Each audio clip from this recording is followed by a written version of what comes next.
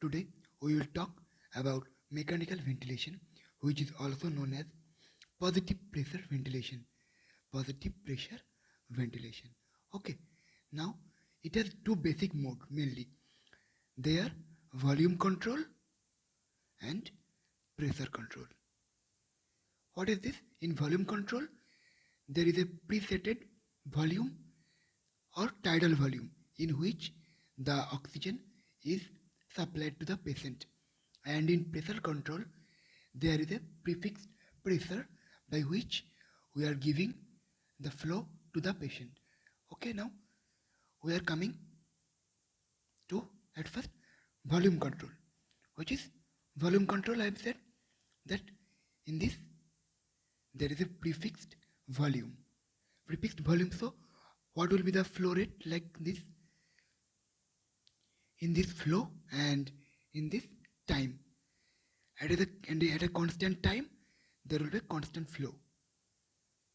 Constant flow of what? Of oxygen or air to the patient. It is volume control. And look,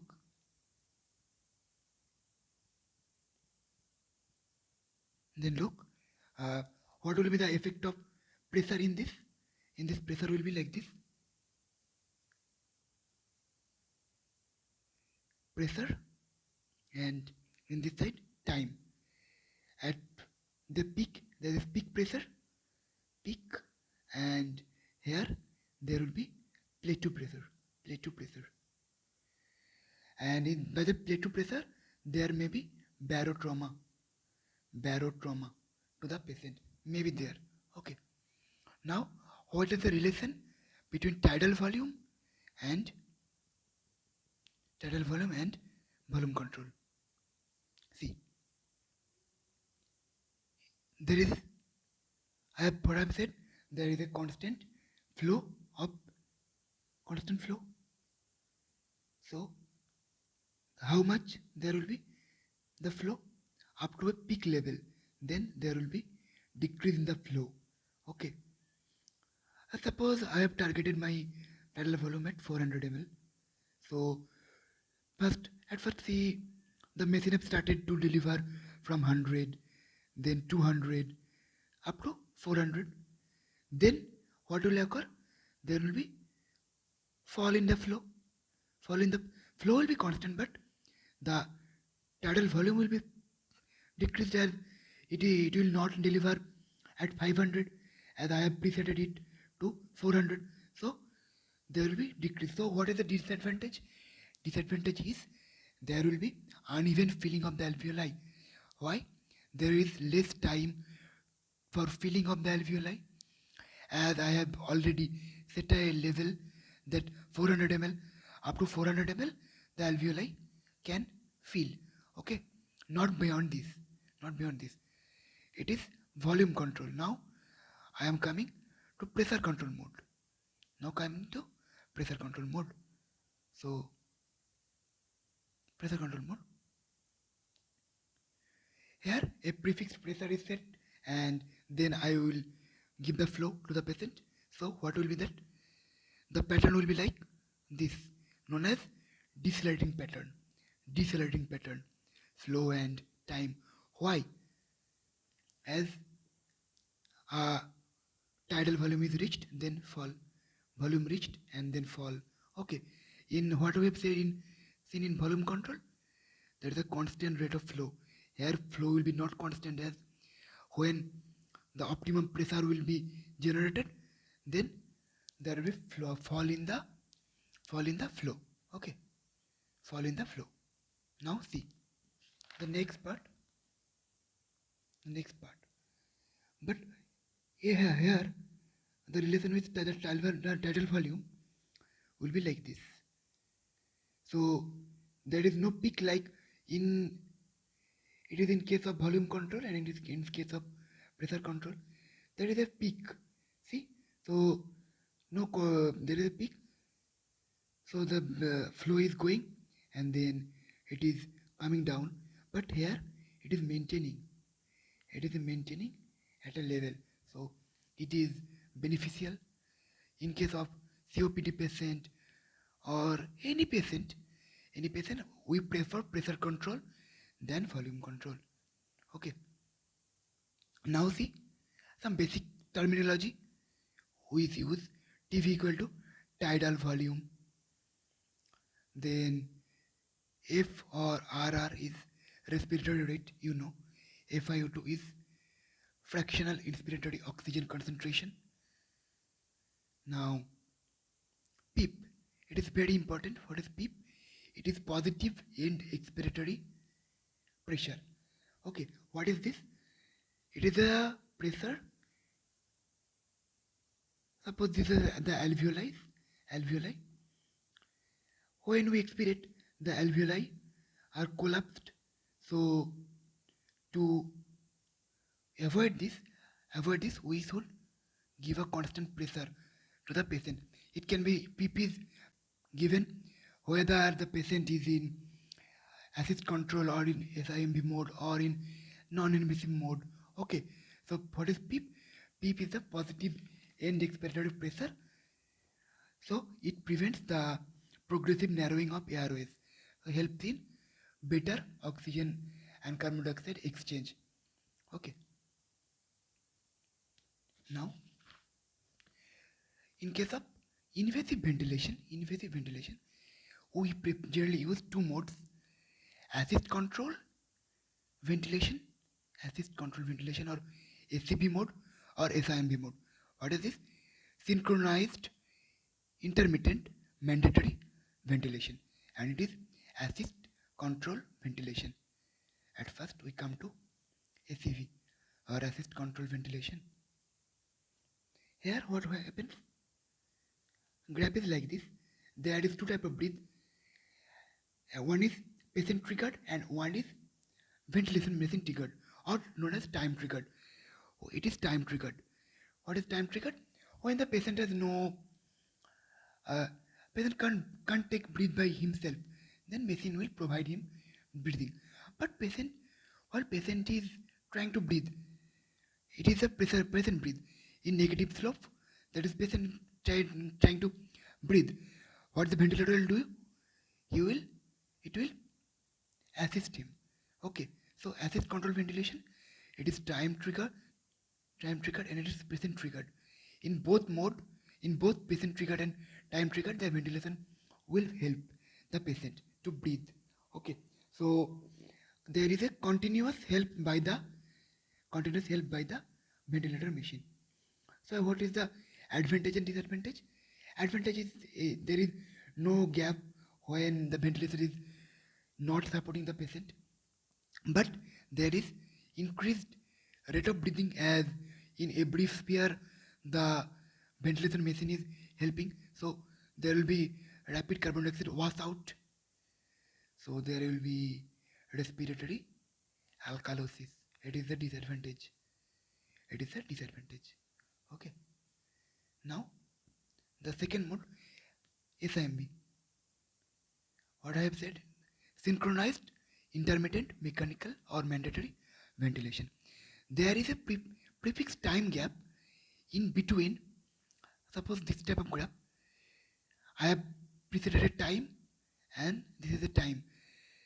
In these two, the ventilation machine will help, but not in between. See, these are the three phases where I have set the time. The ventilation machine is helping the patient, but not in between this. Okay. In both the modes, there is volume control and pressure control. So, generally four modes: ACV, volume control, ACV, pressure control, and SIMB, volume control, and SIMB, pressure control. Okay. Now, which are the value we have preset in tidal volume? 8 ml body weight, 8 ml per kg into body weight of the patient. We set the PEEP at basic at 5 semi H2O, PEEP, and then respiratory rate we set at 12 to 14 beats per minute or cycles per minute. FiO2 we fixed at 1 or at 100%, then gradually we have to taper if the patient improves. If the patient improves, then we decrease the FiO2. And the I ratio or inspiratory expiratory ratio is 1 is to 2. 1 is to 2.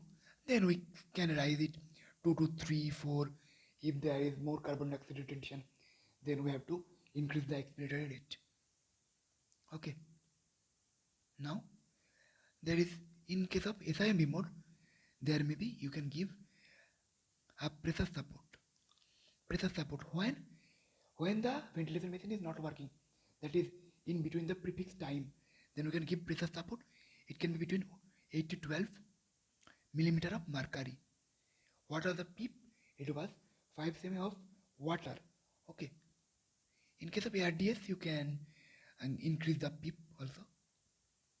Now we are coming to the non-invasive mode of ventilation, NIV. In this, there is mainly three. There is CPAP, that is continuous positive airway pressure, BiPAP, that is bi-leveled positive airway pressure, and pressure support ventilation. 3. It is not pressure control, it is pressure support only, PSV. Okay. Now see CPAP. CPAP, why do you have studied it? Mainly in case of obstructive sleep apnea. CPAP is like PEEP. Okay, like PEEP. What is PEEP? It's positive pain expiratory pressure, which ventilates the alveoli to prevent its collapse. And CPAP is same, but it works on upper respiratory tract. And PEEP works at mainly lower respiratory tract, that is lung, alveoli level. Okay. So it is also used for ventilation of the patient. Now, BiPAP, what is BiPAP? It is bi-level airway pressure. That is IPAP and EPAP, inspiratory pressure and expiratory pressure. We basically start at 10-5 gap. We can rise it 12, 12. It can rise to 8, 12, 8, 14, 8 as per the requirement of the patient. IPAP mainly helps. IPAP mainly helps. What? It helps in both ways. It increase oxygen supply and also CO2 wash out, that is ventilation. Both. Okay. And the EPAP only helps in oxygen increase. You can make a gap of at least 6 for between the EPAP and IPAP for better result. Now, pressure support ventilation. It is nothing but it is a combination of PEEP in lower respiratory tract and CPAP in upper respiratory tract. It is continuous pressure support is given to the patient and patient controlled by itself. Okay. Now some basic points. In case of invasive ventilation, we generally keep the patient at maximum of 7 days. After that, we should go for tracheostomy to the patient. Tracheostomy. Otherwise, there may be ventilator-associated pneumonia or other complication to the patient. And in case of invasive mode, when we are keeping the patient in assist control, we should sedate the patient by midazolam or atracheurium, like this. Okay. And there is a disadvantage that there may be ventilation perfusion mismatch there may be occur, and you can't win the patient from the ventilation at this mode. Okay. Now what is the second mode? SIMB.